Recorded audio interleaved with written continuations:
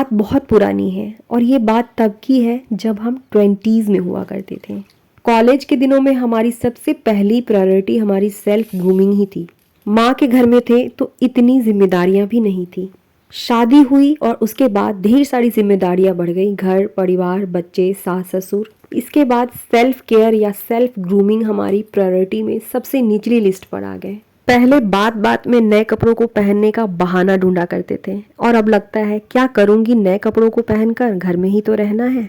ऊपर से जब घर में अच्छी तरीके से तैयार होकर के रहती थी तो कहीं ना कहीं से किसी न किसी से ये ताना सुनने को जरूर मिल जाता था, फैशन के सिवा इसे आता ही क्या है।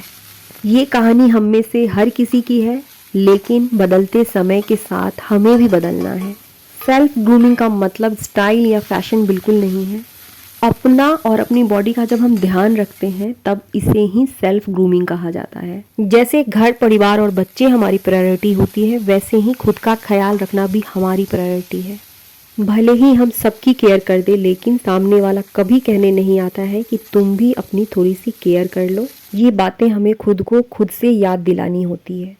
एक कमेंट मैंने पढ़ा था, उसमें लिखा था कि जब भी मैं अच्छी तरीके से घर में तैयार होकर के रहती हूँ मुझे ताने सुनने मिलते हैं, जिसकी वजह से मैंने तैयार होकर रहना छोड़ दिया।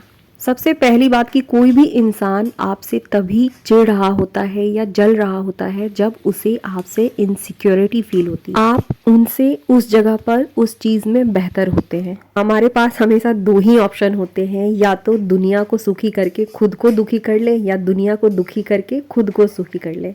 हमारी उम्र कुछ भी हो लेकिन हम सभी अच्छा फील करना चाहते हैं और इसके लिए सेल्फ ग्रूमिंग जरूरी है। 2016 की बात है, तनिष्क केवल 1 साल का था। मैं जिस क्वार्टर में रहती थी उसके ठीक बगल वाले क्वार्टर को छोड़कर उसके बगल वाले क्वार्टर में एक इंग्लिश टीचर आई थी। उनकी एज 55 प्लस थी। उनकी हाइट थोड़ी कम थी, स्लिम बॉडी बिल्कुल नहीं थी, रंग सांवला ही था।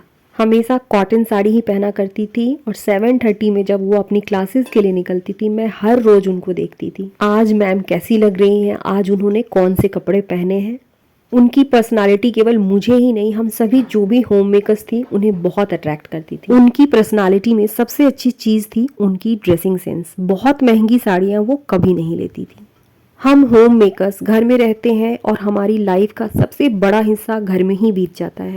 और ये बिल्कुल सही है, किसी ने सही ही कहा है कि हमारी ग्रूमिंग का एक बहुत बड़ा पार्ट हमारी ड्रेसिंग सेंस भी होती है। घर में रहते रहते एक चीज़ तो हम सभी के अंदर आ जाती है और मेरे अंदर भी आ गई है कि अरे धुले हुए कपड़े हैं, इसे पहनकर अभी क्या करूँगी, ये नए कपड़े हैं, इसे पहनूंगी तो ये किचन में गंदा हो जाए। और जिन कपड़ों को हम बहुत अच्छी तरीके से संभाल करके रख देते हैं, रखे रखे या तो उनका फैशन खत्म हो जाता है या उन्हें हम बहुत कम यूज़ कर पाते हैं। मैंने शुरू किया है घर में अब अच्छे कपड़ों को पहनना, क्योंकि घर ही हमारा ऑफिस है। और जिस दिन भी हम घर में अच्छी तरीके से तैयार होते हैं हमारा सेल्फ स्टीम हाई होता है, हमारा कॉन्फिडेंस लेवल गजब का होता है। उस दिन अगर घर में कोई गेस्ट आ जाए तो बहुत अच्छा फील होता है। मुझे सच में नहीं पता था, मैंने किसी से सीखा है कि हमारा पूरा दिन जहाँ सबसे अधिक बीतता है उसके अकॉर्डिंग हमारे पास कपड़े होने चाहिए। ऑफिस गोइंग है तो ऑफिस के अकॉर्डिंग हमारे पास कपड़े होने चाहिए, घर में है तो घर के अकॉर्डिंग हमारे पास कंफर्टेबल कपड़े होने चाहिए। हमारे पास जो भी कपड़े हो, हमारा पहनावा जैसा भी हो, कपड़े अच्छी तरीके से प्रेस होनी चाहिए, हमारी पर्सनालिटी को सूट करनी चाहिए। और ज़रूरी नहीं है कि हमेशा महंगे कपड़े में ही हम अच्छे दिखते हैं। स्किन केयर, बहुत बार हमने ऐसे लोगों को देखा है जिनके स्किन का कलर टोन कुछ भी हो लेकिन उनका स्किन ग्लो करता हुआ होता है और वो कुछ भी पहन ले उनकी पर्सनालिटी इन्हेंस होती है, उनके ऊपर कोई भी चीज़ जाकर खूबसूरत हो जाती है। मौसम चाहे कोई भी हो, हमें स्किन केयर की ज़रूरत तो पड़ती ही है, पर विंटर्स में इसकी एक्स्ट्रा केयर की ज़रूरत पड़ती है। सर्दियों में हमारी स्किन बहुत ही रूखी सूखी और बेजान हो जाती हैं। रूखी सूखी और बेजान सी स्किन बिल्कुल अच्छी नहीं लगती है। प्रॉपर तरीके से हमें अपने स्किन को मॉइस्चराइज ज़रूर करना चाहिए। एटलीस्ट हम सबको एक प्रॉपर स्किन केयर रूटीन ज़रूर फॉलो करनी चाहिए। स्किन को प्रॉपर तरीके से मॉइस्चराइजर नहीं करने की वजह से रिंकल्स बहुत जल्दी जल्दी आने लगते हैं। घर में बहुत सारे काम रहते हैं, सच में हर रोज हमारे पास फुर्सत बिल्कुल नहीं होती है, लेकिन 24 घंटों में केवल 24 मिनट खुद के लिए निकाला जा सकता है। पार्लर नहीं जा सकते हैं, कोई बात नहीं है, मैं भी बहुत अधिक पार्लर नहीं जा पाती हूँ, लेकिन घर में ही जितना बन पाता है self care, hair care routine जरूर फॉलो करती हूँ। वीक में 1 से 2 बार हमें स्क्रब जरूर करनी चाहिए। बहुत सी नेचुरल स्क्रब है जिसे हम घर में ही बना सकते हैं।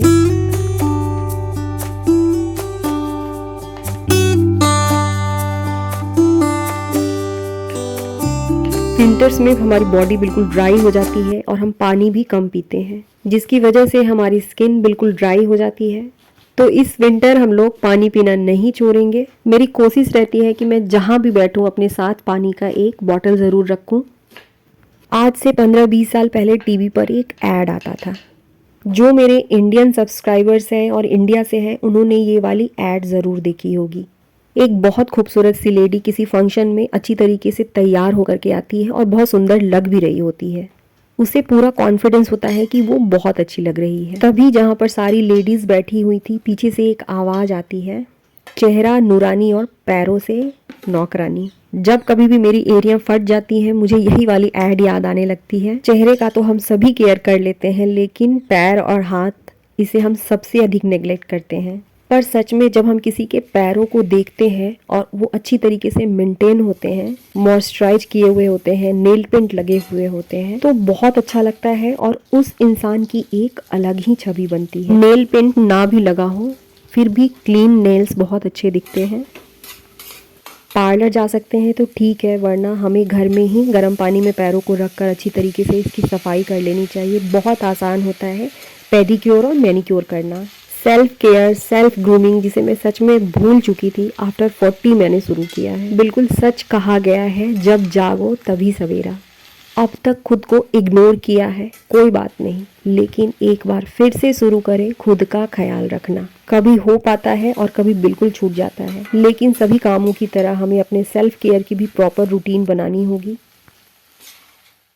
फेक कॉन्फिडेंस डेवलप नहीं करना है, बल्कि हम जो है, जैसे हैं, हमारा पहनावा जैसा भी हो, चाहे हम साड़ी पहनते हो, चाहे हम बुर्के में हो, चाहे हम जीन्स पहनते हो, महंगे कपड़ों में या महंगे प्रोडक्ट को यूज़ करके ही कॉन्फिडेंस नहीं आता है, बल्कि छोटी छोटी चीज़ों में अपना ख्याल रखकर हमारा कॉन्फिडेंस खुद बूस्टअप होता है। एक छोटा सा एग्जाम्पल है, जिस दिन हमने अपने पैरों की देखभाल अच्छी तरीके से की होती है, प्रॉपर तरीके से इसमें नेल पेंट लगे होते हैं या नेल पेंट रिमूव होते हैं, उस दिन हमारे पैरों पर कोई देख भी रहा होता है तो ये कॉन्फिडेंस रहता है कि नहीं, मेरे पैर बहुत अच्छे लग रहे होंगे। बिल्कुल छोटी छोटी सी जगहों पर बिल्कुल थोड़े थोड़े से सेल्फ केयर के साथ हम अपने कॉन्फिडेंस को बूस्ट अप कर सकते हैं।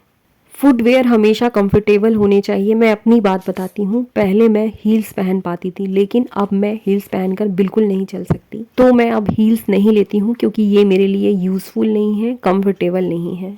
हम सब के लिए एक बहुत ज़रूरी चीज़ है हमारा बॉडी पोस्चर, जिसे मैंने हाल फिलहाल में ही सीखा। हमारी बॉडी पोस्चर का हमारे लाइफ में बहुत बड़ा रोल है। सिर्फ बॉडी पोस्चर के गलत होने से कई बीमारियां शुरू हो जाती हैं। एक बार जाएं यूट्यूब पर देखें कि सही बॉडी पोस्चर कैसे मेंटेन किया जाता है, लेकिन वीडियो देखते समय सिर्फ एक चीज का ख्याल रखना है कि किसी एक्सपर्ट की ही सलाह देखें। सेल्फ ग्रूमिंग या सेल्फ लव की शुरुआत हमारे मेंटल हेल्थ से होती है, क्योंकि जब तक हम मेंटली किसी चीज के लिए तैयार नहीं होते हैं, हमारे अंदर बदलाव आ ही नहीं सकता है। आप अंदर से खुश नहीं है तो दुनिया की कोई भी self care, self grooming tips खूबसूरत नहीं बना सकती है। हम सभी को अपने मेंटल हेल्थ को बूस्ट करने के लिए एक प्रॉपर रूटीन फॉलो करना है, जिसमें हमारे फिटनेस से रिलेटेड चीज़ें होनी चाहिए। योगा, एक्सरसाइज, अच्छा खाना। हमारी सोच का हमारे चेहरे पर, हमारी पर्सनालिटी पे बहुत गहरा असर पड़ता है। दुनिया में कोई भी इंसान ऐसा नहीं है जिसे उतार चढ़ाव का सामना नहीं करना पड़ता है। भरोसा रखें उस असीम शक्ति पे, चेहरे पर एक प्यारा सा स्माइल रखें। कहा भी जाता है कि हमारी मुस्कुराहट हमारी सबसे बड़ी कॉस्मेटिक है। एक छोटी सी स्माइल मात्र से ही हमारी फेशियल एक्सप्रेशन बदल जाती है, हमारी फीलिंग बदल जाती है।